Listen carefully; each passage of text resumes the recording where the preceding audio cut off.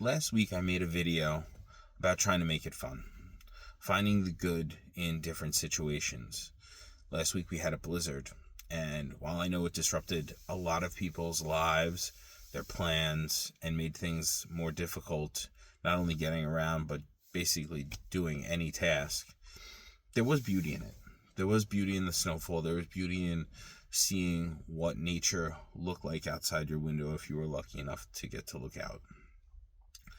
And I don't know about you, but I got to enjoy at least a little bit of that time with my kids, just looking outside, having a cup of coffee to the snow, and taking it in for something positive. And I kind of wanted to piggyback on that message because, as you can see, I'm making a video from my car because that's where I am right now. My older son's at a lacrosse practice, and despite the fact that there's still being snow on the ground and it's 37 degrees, he's outside. And he's making the best of it right now. And I thought he was a really good example. You know, he put his hoodie on, he put his helmet, he put his pads on, he went out and he's practicing. He's working at something that he wants to get better at.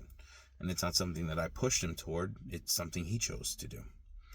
So that's why I'm sitting here in my car watching from a distance, because as odd as that sounds, ironically, sometimes as a parent you have to know when to step back a little bit. He doesn't know that I'm parked over here. He thinks I left, and I did for a little time. But finding that balance between when to be supportive and when to step back and let them stand on their own is so unbelievably difficult. You never know if you're doing the right thing. But what I can tell you now, at least watching from a distance, is he looks like he's flourishing. And I'm proud of him. Regardless of whether or not he does great or not, he's trying. And I think that we need to really refocus in a lot of ways about what we expect from people, from situations.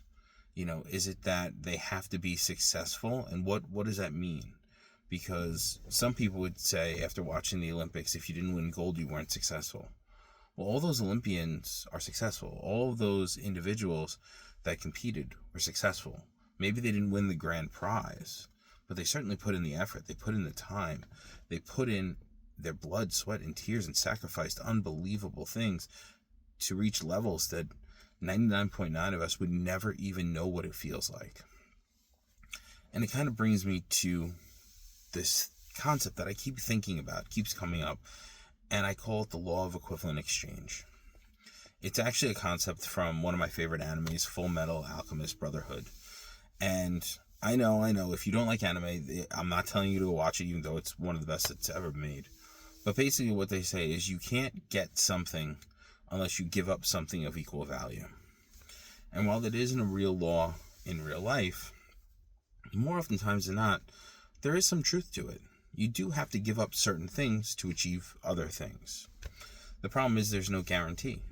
Sometimes you're not going to reach what you want.